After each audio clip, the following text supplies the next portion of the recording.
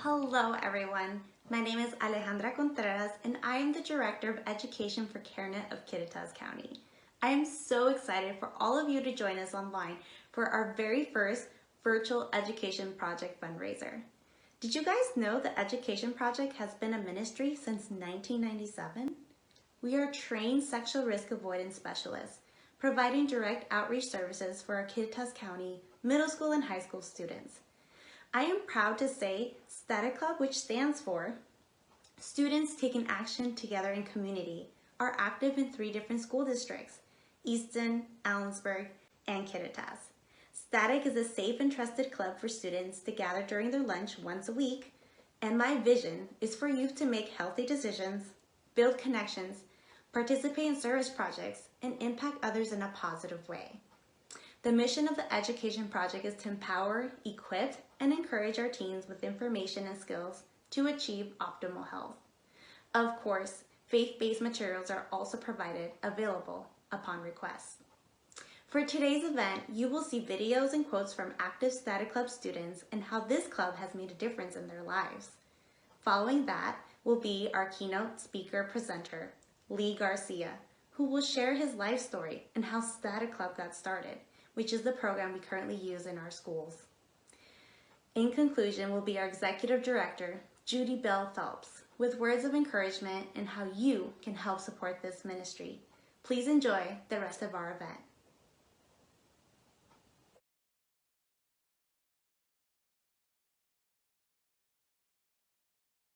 And I'm in 6th grade, and the school I go to is Kittitas Secondary. And Static Club is important to me because I haven't learned what we're learning in Static Club in school. Like, in classes, we haven't learned about all that pregnancy stuff that we talked about during Static Club. And what I look forward to Static Club is that I hope that we can just get more people in our group to do it with us. And new things I've learned from Static Club is that we learned about sexting, which that is really bad. You should not do that ever, because you don't know who else is behind that phone.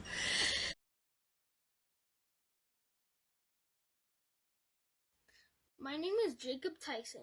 I'm in the 7th grade at Kittitas Secondary School. Static Club is important to me because I get to learn what school doesn't normally teach me. And it's a whole different experience, and it feels like I'm in a different environment than just a normal school classroom. I look forward to Static Club every week because it's something I choose to do, unlike normal classes where I'm forced to work for a grade.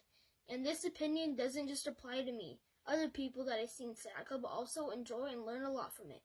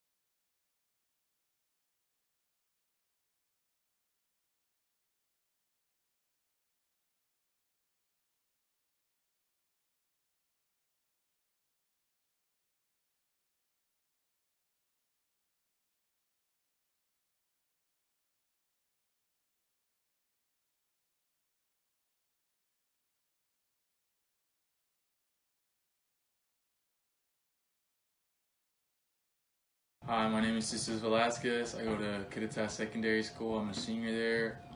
Some things I've been learning in Static Club are how to avoid drugs and just how to solve difficult life problems that an individual might come across in their lifetime.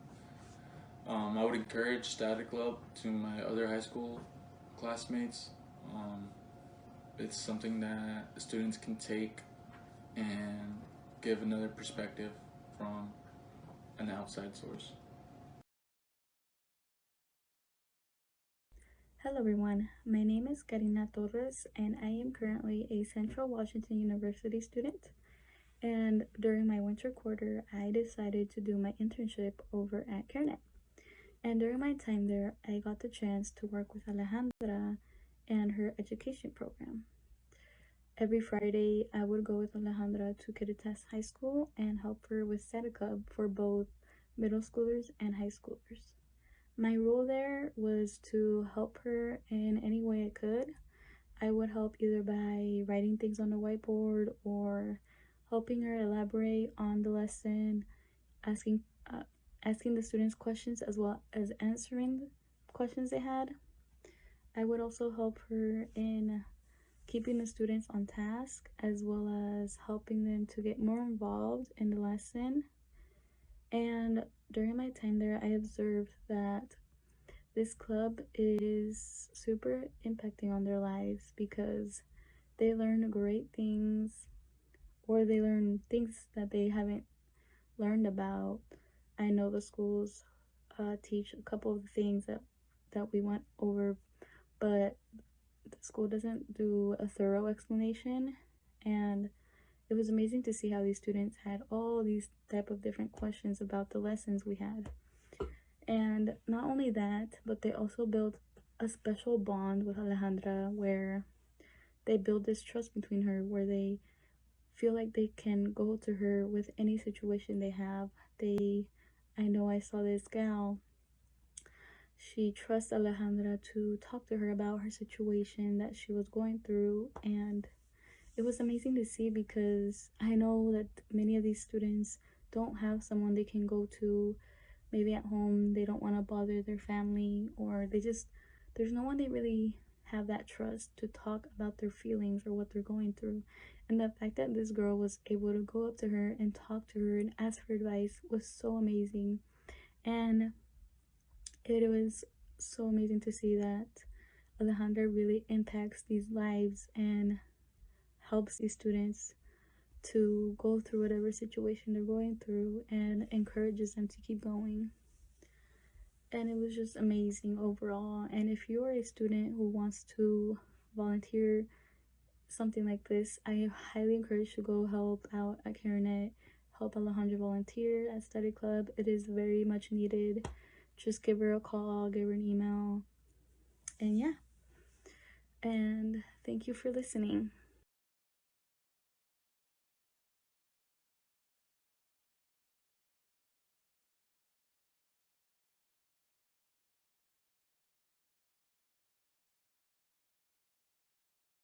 Greetings on behalf of One North and the Garcia family. My name is Lee Garcia, and I just wanted to share a little bit with you today about static clubs and how static clubs originated. I'm going to tell you a little bit about my story, why I do what I do, why this is so important to me, and I believe why this is so important to organizations like CareNet.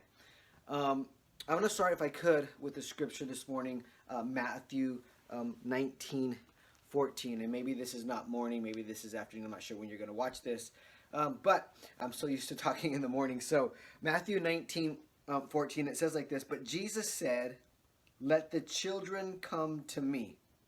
Don't stop them, for the kingdom of heaven belongs to those who are like these children.' And he places his hand on their head, and he blessed them before they left."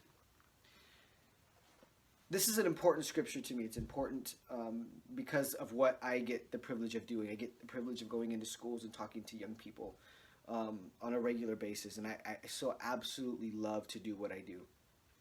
And the reason this scripture is important to me, because if you could picture in your mind for just a minute Jesus walking and having very important people, adults around him. He has his disciples around him, and I'm sure he's on a mission. He's going somewhere. He's going to go speak somewhere. He's going to go deliver a message or something, you know. And so he's got a lot of important things. He got people, you know, tugging on him for healing and miracles and things of that nature. And then all of a sudden there's this group of children who are trying to come to Jesus, and his disciples are like, guys, listen to me.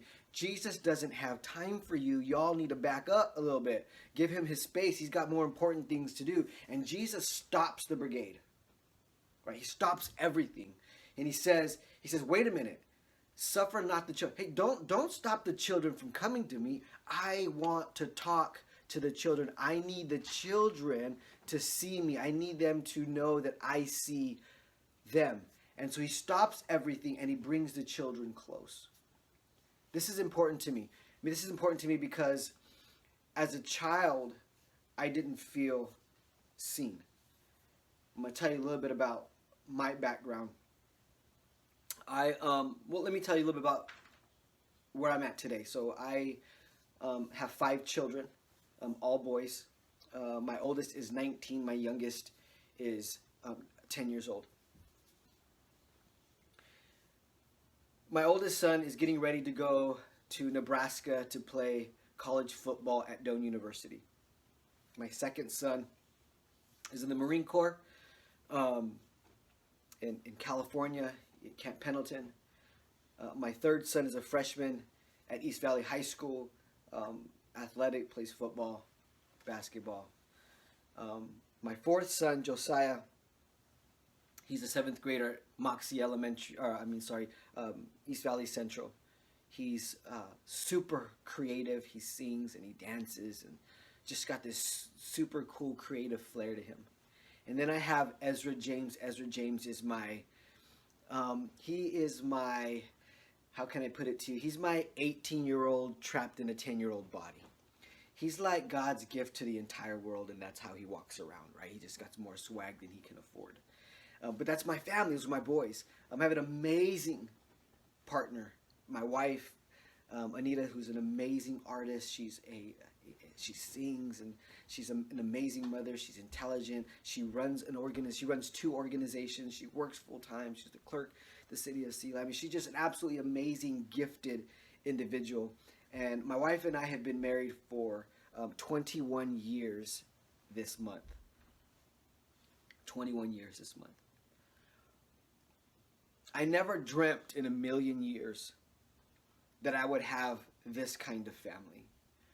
I never thought growing up after the age about 8 years old that the possibility of having a family like the families you see on TV was possible for me because of where and how I grew up. And so I'm going to give you a little bit of my background. So at 8 years old, my father and my mother left my brother and I with a neighbor. I'm not sure what they were doing. I don't remember exactly where they had to go. I'm sure it was important. Nevertheless, they left me at a neighbor's house. At that neighbor's house, my brother and I were both violated. I never told anybody about what happened to us until I was about 34 years old. Somewhere in there was the first time I ever sat across the table with somebody and told them about what happened to me when I was younger. At 10 years old, my parents decided that they no longer loved each other and they were going to get a divorce. I was 10. My little brother was approximately, I'm going to say he was 8 or 9 years old, and my little sister was probably 5. I remember when my dad said he was leaving, and my mom was crying, and my brother and my sister were crying. I remember walking upstairs to my bedroom and doing my best as a 10-year-old older brother to console my little brother and my little sister. I didn't know what to say. I didn't even know what was really happening, but I tried to hold them. And I remember later that day sitting in the windowsill of my second-story bedroom, thinking that if this is what life was about, and this is all the pain that I was going to have to live through, then why was life worth living?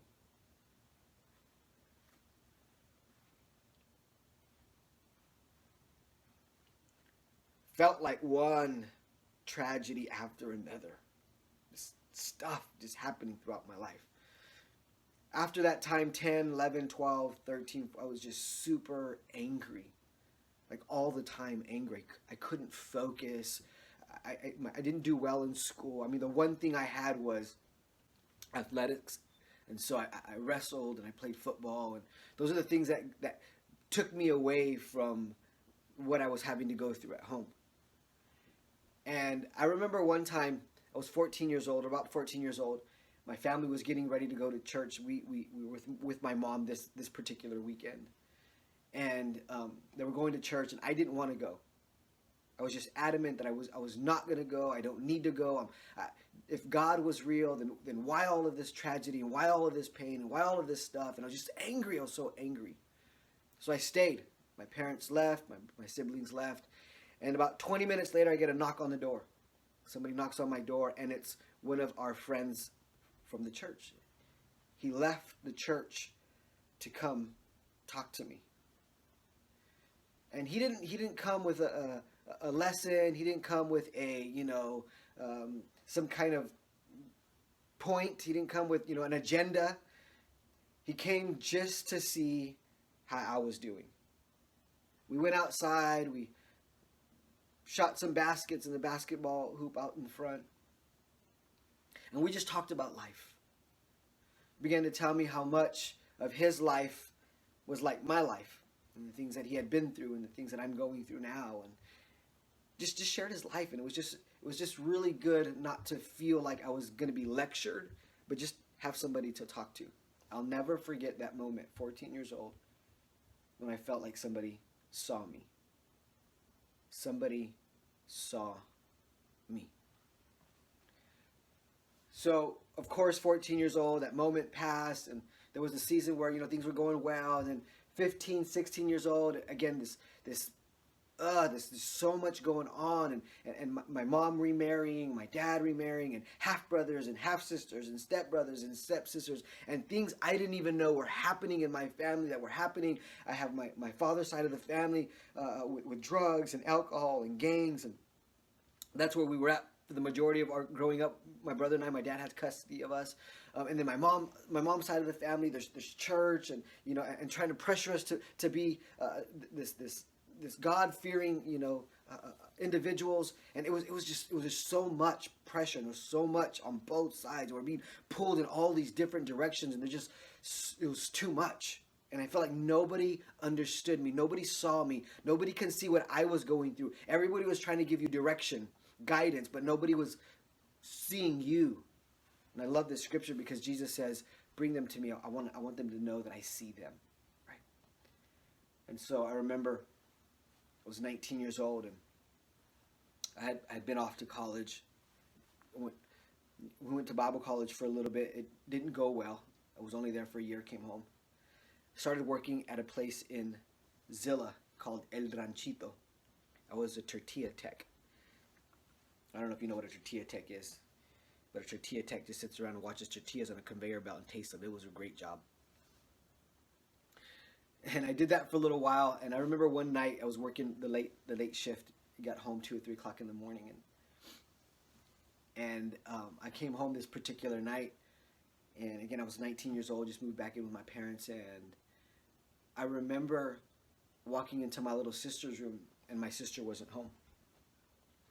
And my mom was very protective of my sister, and she never allowed my sister to go anywhere. This particular night, I figured, maybe mom let her go somewhere. I don't know.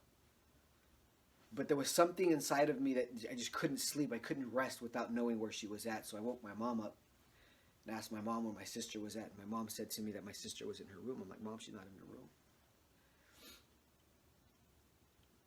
Come to find out that my little sister had left that night with our neighbor, who happened to be a very close friend of mine.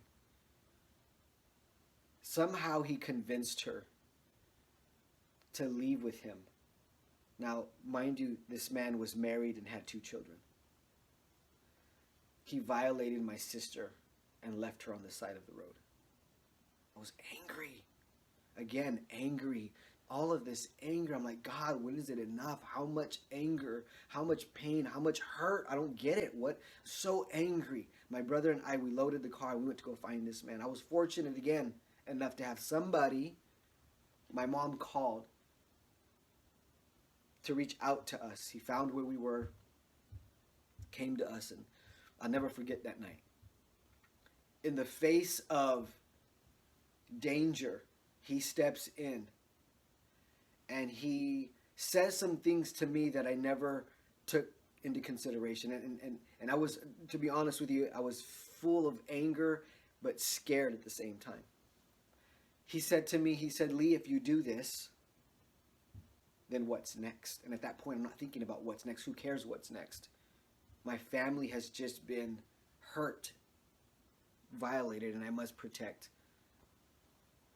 my family, you know? And so he said, but what about your sister and who's going to be there?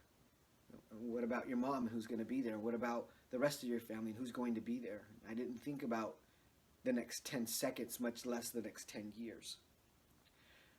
So anyways, we had this conversation, and honestly, he was just caring. And I was angry, to be real honest with you. You don't know my life. You don't know where I come from. You live on this side of the tracks, and your life is good, and you have a good mom, and you have a good dad. You don't know my life. You don't know what I'm going through. I was angry, but he kept persisting that life was worth living, and you don't have to do this, and there's a better way, and just kept on and kept on and kept on. And so we end up that night giving him or handing over our firearms. And that night radically changed the trajectory of the rest of my life. That night I decided that I was done trying to be somebody I'm not.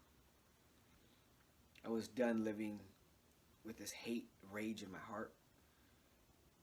And so this person who had stepped into my life at that moment in my life began to mentor me, began to help me see what I couldn't see. When you're young, 13, 14, 15 years old, 19 years old, you have all of these blind spots. You don't see everything. You think you do, but you don't. But I didn't know that. I thought I knew what was best for me. I thought I knew what was best for my life. And so many young people feel the same way. They think they know, right? And sometimes as adults, we get frustrated, and so we stop helping, we stop speaking to them, we stop encouraging them because they're never going to get it anyway, so we might as well just stop. We might as well just give up and they're just going to do what they want to do, so we stop. This guy didn't stop. And because he didn't stop, I am standing here today. The reason why I've been married for 21 years, the reason why I have 5 amazing children is because somebody didn't stop, somebody didn't give up, somebody didn't just throw me out to the wayside and say I wasn't going to get it. Every time I messed up, and I messed up plenty of times, he kept coming back. And he helped me, and he spoke to me, and he encouraged me. That person helped radically change the trajectory of my life. So in 2005, and fast forward a little bit, in 2005,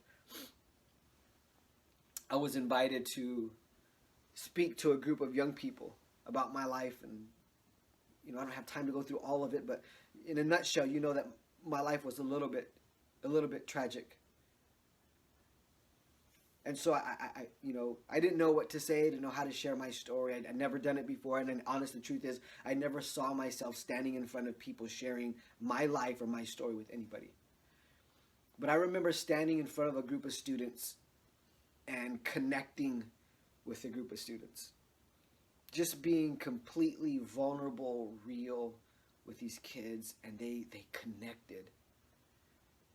And I decided after that moment that this is what I want to do. I want to help young people, the hurt, the broken. I want to help young people. I want to be there for young people. I want to do whatever I can possibly do to make sure young people don't feel alone. They don't feel disconnected. They don't feel like nobody cares. So as I shared my story, I was hired on to be the peer-to-peer coordinator for the AWARE program. And I absolutely loved it. It was amazing, working with young people and spending time with kids in classrooms. Well, some things happened in our government where what we were doing could no longer be done. Laws changed, administration changed. And so I decided that I didn't want to stop doing what I was doing, so I wrote a program called Static.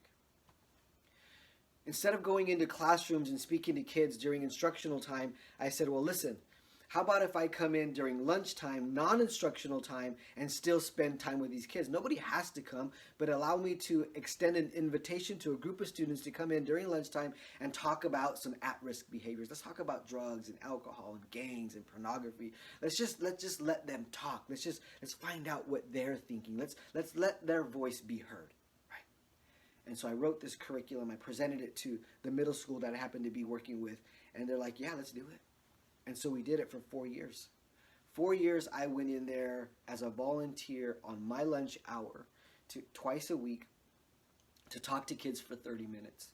And it was the most amazing time. We had classrooms that were packed out. There was no room for kids to come in to our class. Young people just wanted to be heard. They wanted to have a place where they can tell their stories. They wanted to have a place where they can share their ideas and their thoughts about the different things that were going on in the school. It was absolutely amazing. Well, again, administration shifted. We lost funding, and we could no longer continue to do what we did without funding, right? And so I decided that I wanted to continue to do this with or without the organization. And so I kept doing it. We changed the name. One North is the name of our organization, and I still use the static curriculum. And I'm still in classrooms a couple times a year where I get to sit in front of a group of kids for a week at a time. It's funny because where my presentations were an hour, 45 minutes. Now I get an entire week with kids, the same group of kids, and it's an absolutely amazing time. I love speaking to those kids. The reason I share all of this with you today is because, a couple of months ago, several months ago now, CareNet reached out to me. And here's the truth. I didn't realize that anybody was still using the curriculum that I had created years ago. I was just doing my own thing. I didn't even realize it was being used.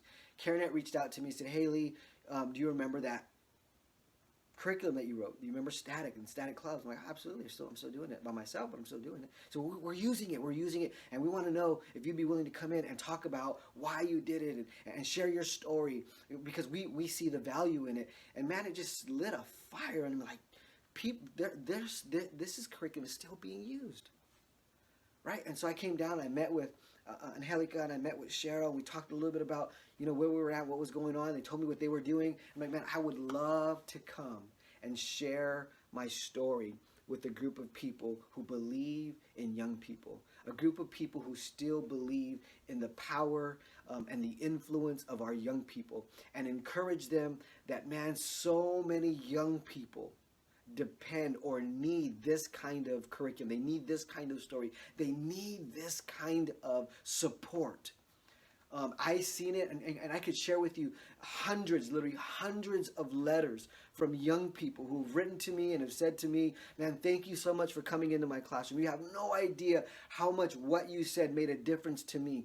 I still walk into restaurants, I walk into the mall, into shopping centers, and I see students that I've talked to years ago, and they'll look at me and say, "I remember you." And I'm like, "Where do you remember me?" "You were in my classroom, and you said some things that just changed my perspective." That makes all the difference in the world. And I'm telling you, what CareNet is doing with the static clubs is changing young people's lives. We don't feel like it. And sometimes young people push back, and you think they're not listening, but they're listening.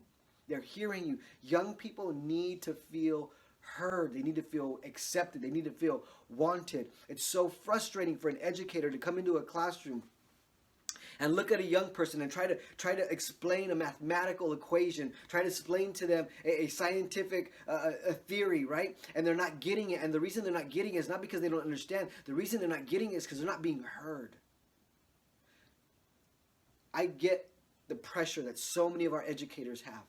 So many of our educators are pressured to create academic excellence in their classroom. But it's difficult for a student to progress academically when at home their life is falling apart. How do I teach a young person a mathematical equation when the equation at home doesn't make sense? How do I teach a young person a mathematical equation when they don't know if dad is coming home tonight because he was thrown in jail last night for fighting with mom?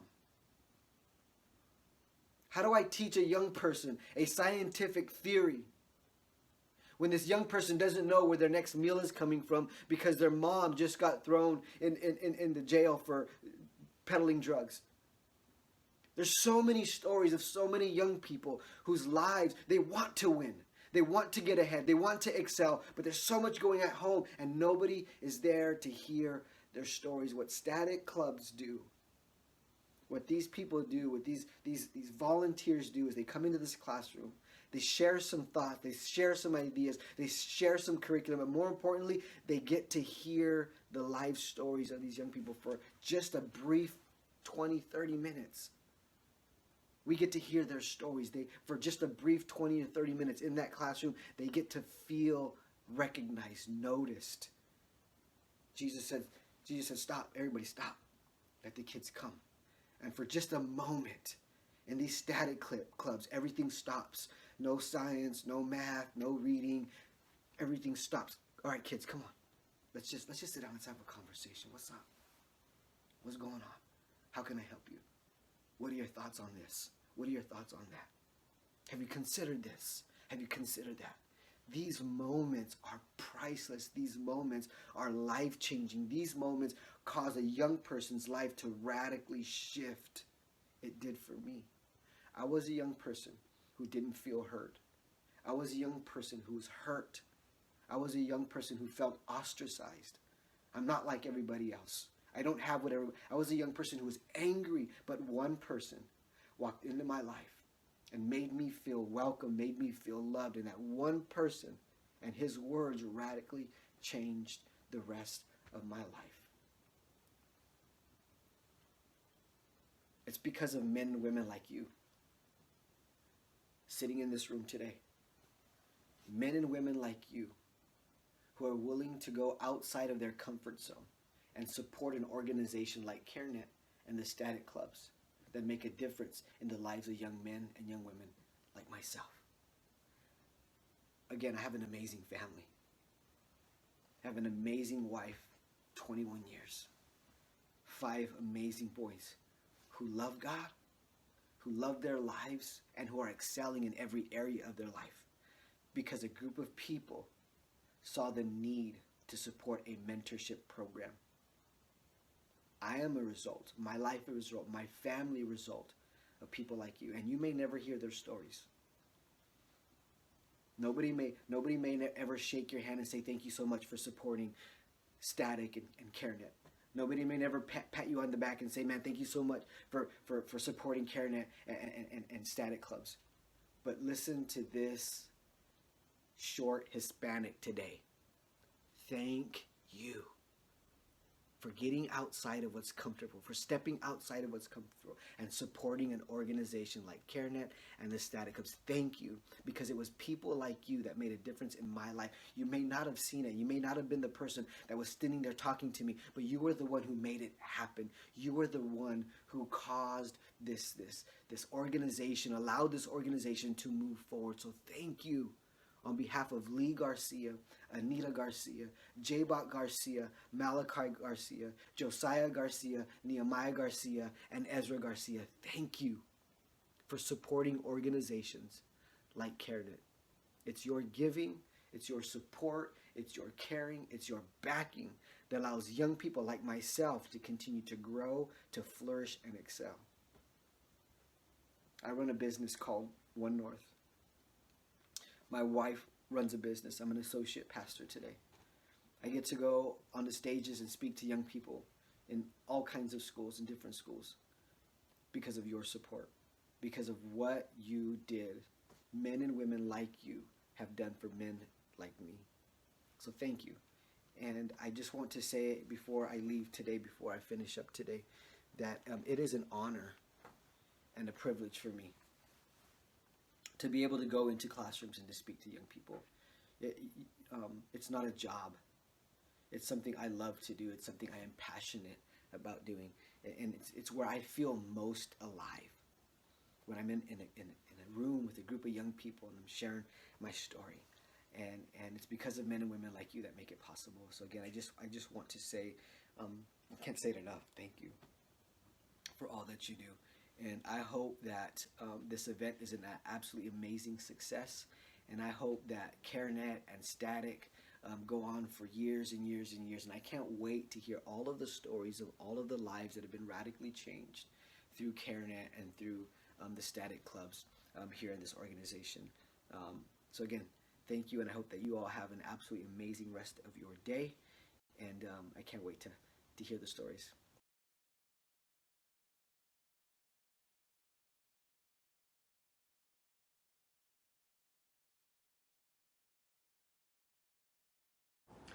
Wow, Lee, thank you so much for bringing that inspiring testimony to us. The story of your life, it really is a picture into the kids that we are working with right here in Ellensburg.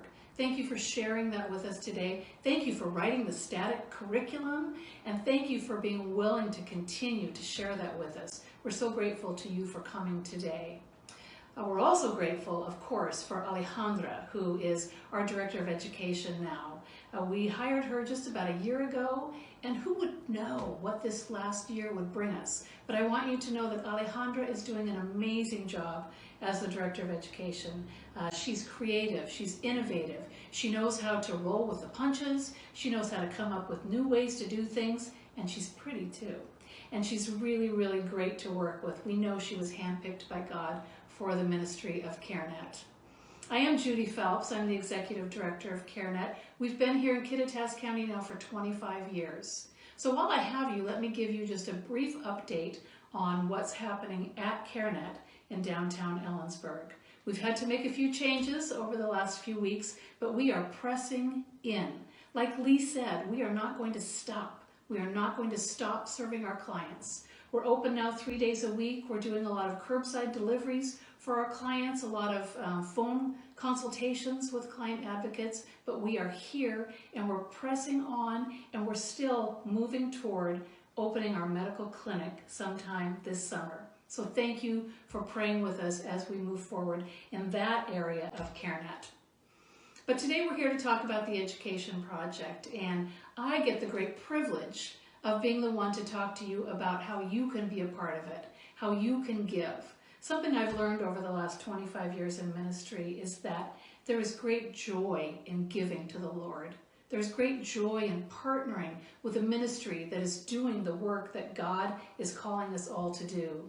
I appreciated so much about what Lee said about how it is all of us who choose to step into the lives of young people that make such a difference. So I'm here today to ask you to give.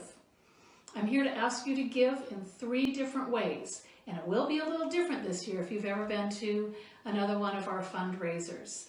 This is, of course, all online. And so what we're asking today is that you give, number 1, your best gift possible today. The biggest and best gift that you can give today. Number 2, we're asking you to continue to think about becoming an impact partner. Impact partners are the people that give once a month electronically through a credit card or your bank account. That is something that sustains the ministry of CareNet.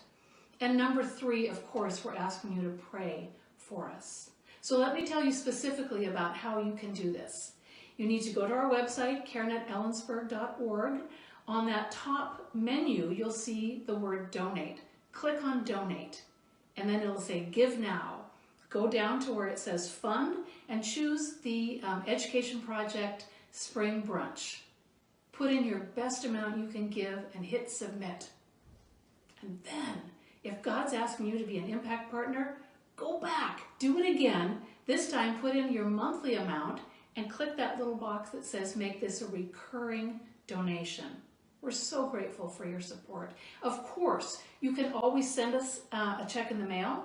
You can set it up through your bank to send us a check either one time or monthly.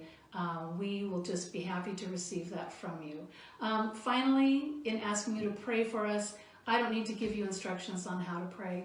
You know to pray. Go to the Word, ask God, how does He want you to pray for the ministry of CareNet? So thank you again for being here today, for being our partners in this exciting, life-affirming ministry.